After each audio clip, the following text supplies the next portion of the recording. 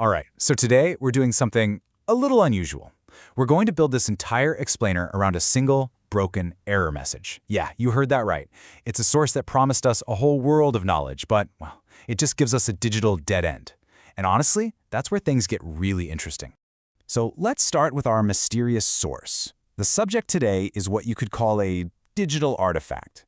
I mean, at first glance, it looks like a totally normal link to an online course. But when you actually try to get in, poof.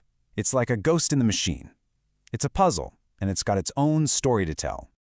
Okay, so here it is. This is the entire source we're working with today. I'm not kidding, this is it. Quotient 101 by B.K. Han. Trouble viewing this page? Go to our diagnostics page to see what's wrong. And that's it. It's a dead end, right? A total digital brick wall. But what if that wall, the error itself, is the message? That's what we're going to dig into. So that brings us to this idea of a broken promise. You see, the source sets up this really clear expectation, right? You think you're going to learn something, and then, bam, it just shatters it. But here's the thing. Instead of just getting frustrated and clicking away, we're going to do the opposite. We're going to treat this error message as the source material. We're analyzing the error itself.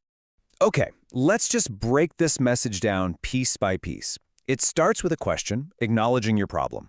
Trouble viewing this page? It's kind of friendly in a weird way. It's like it sees you. It understands you've hit a snag. And then, right after that, it offers you this little glimmer of hope, this little side quest. Go to our diagnostics page. So for a second, you think, okay, a path forward, maybe there's a solution here. But here's the twist, the final part of the sentence. The goal is just to see what's wrong.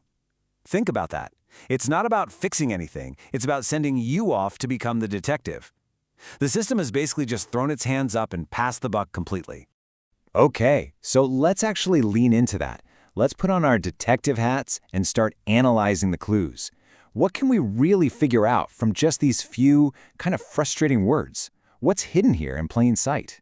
Well, the biggest clue is right there in the title, Quotient 101. Now, that 101 part is so important, right? In any kind of learning, 101 means it's an intro course. It's the fundamentals, the absolute basics you need to know.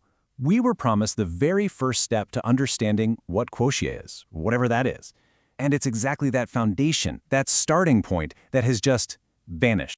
And this really lays out the massive gap between what was promised and what we actually got. So let's look at what we know versus what we don't. We know the subject is called Quotient. We know the author is B.K. Han. And we know it's a 101 level course. But what don't we know? Well, pretty much everything that matters. What on earth is Quotient? Who is B.K. Han? The few facts we have are just these empty shells. They're placeholders for a whole universe of information that's just gone. You know, this whole process creates an experience that I think we can all unfortunately relate to. I like to call it the frustration funnel. Think about it. Step 1, you discover Quotient 101 and you're curious. Step 2, you try to view it. Step 3, you hit that wall, you run into trouble. And the final step? You get a suggestion to go diagnose the problem yourself. It's just this perfect, universal journey of digital disappointment. All right, so if we can't learn about Quotient, then what can we learn from all this? This is where our whole analysis really pivots. The real lesson here isn't about the subject we couldn't access. It's about the nature of absence itself. This little error message becomes this accidental, fascinating lesson in the art of nothing.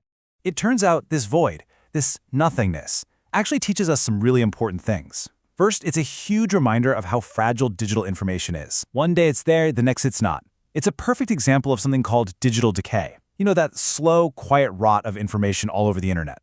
It also forces us to find meaning in the absence of something, to look at the shape of what's missing. And maybe most importantly, it proves that even a simple, boring error message can tell a really powerful story. And that really brings me to one final thought for you to take away. I mean, we see broken pages and 404 errors constantly, right? And our first instinct is just to click away, to close the tab. But what if, just for a second, we paused? What if we actually looked at them? What kinds of stories about forgotten projects, or lost knowledge, or, I don't know, digital ghosts are hidden inside all those little errors we ignore every single day?